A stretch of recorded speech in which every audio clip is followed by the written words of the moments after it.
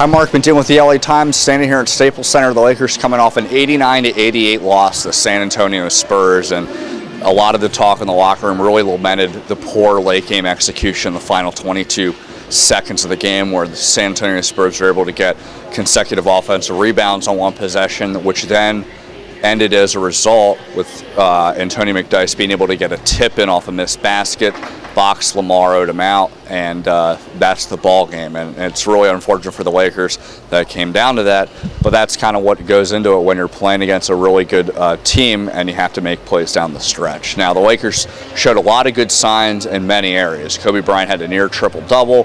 He facilitated. He also scored. He got a lot of players involved. Pau Gasol maintained his aggressiveness. Lamar Odom's shot was a little bit off, but he still appeared very aggressive. Ron Artest played some very good defense over Manu Ginobili, held him to 5 of 17 shooting. Also had a pretty good offensive performance, 13 points on 6 of 11 shooting, even though he kind of opened the game with a few turnovers, including one where he ran a fast break and almost pretty much fell on the floor.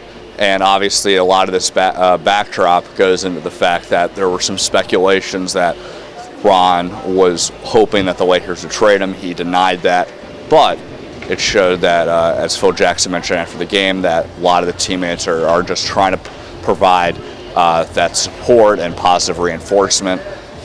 And as far as positive reinforcement elsewhere, again, Kobe Bryant, after scoring 41 points against Boston, which I thought was justifiably so because everyone else really wasn't aggressive, he had near triple-double, and here were the numbers: 16 points, 9 rebounds, 10 assists. 5 of 18 shooting. Phil thought there were a few shots that he forced later on, but overall a very good performance. Pau Gasol, what his aggressiveness results in: 19 points, 8 of 10 shooting, 7 rebounds. Andrew Bynum, he missed the game against Houston because of a bone bruise in his left knee. He had double digits, 10 points on 4 of 7 shooting, 10 rebounds. Phil didn't really like his offensive production, felt like he could have even gotten more looks inside, and also said that his timing's off. But all things considered, Andrew thought his knee felt fine after missing really only one game.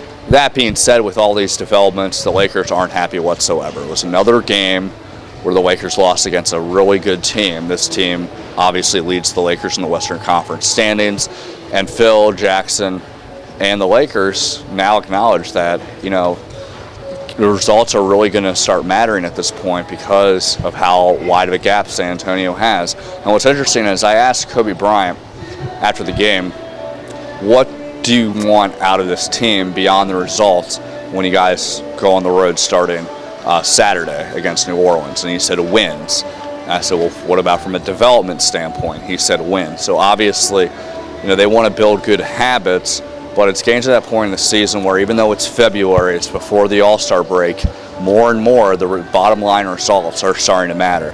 And even if the Lakers showed some good signs against San Antonio, in a way this kind of reflected and caught up to the Lakers in terms of how lackadaisical in certain stretches they had played at certain portions of this season. If they had played with this much energy and effort against the Spurs, they would have won a lot of the games that they had lost earlier in the year. And a lot of the times, the team had chalked it up to it's a long season, it's a marathon, it's not a sprint, we're just pacing yourself, pretty much, going down the cliche handbook of excuses.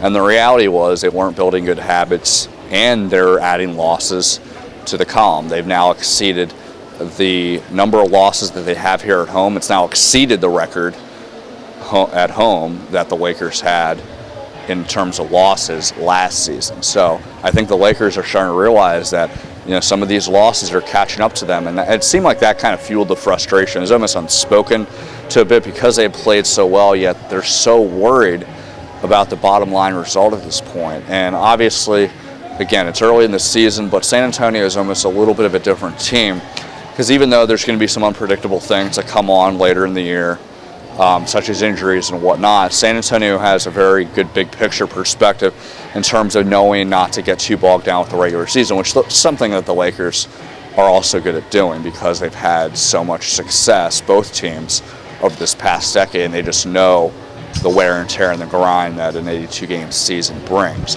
That being said, San Antonio Spurs have been very consistent. It's very rare for them to go on a significant losing streak, even though they are, in the middle of what they call the rodeo tour, where they have a significant road trip, and obviously that adds a lot of mileage and fatigue.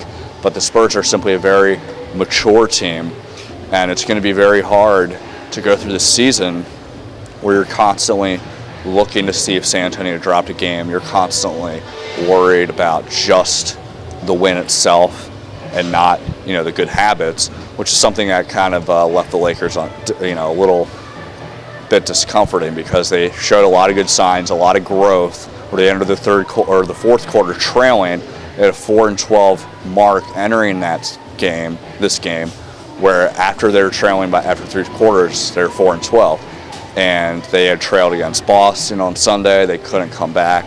Here they showed a lot of growth in that department, but again, it wasn't enough.